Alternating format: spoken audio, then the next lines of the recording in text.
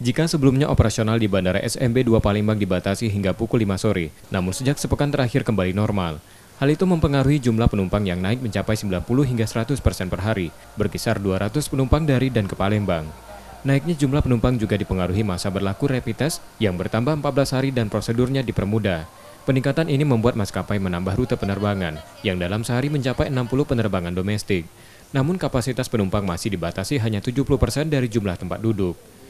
Diperkirakan jumlah penumpang pesawat di bandara ini terus bertambah di bulan berikutnya. Gerakan penumpang itu sampai 1.900, 1.900-an ya. Sekarang ini udah sampai seperti itu.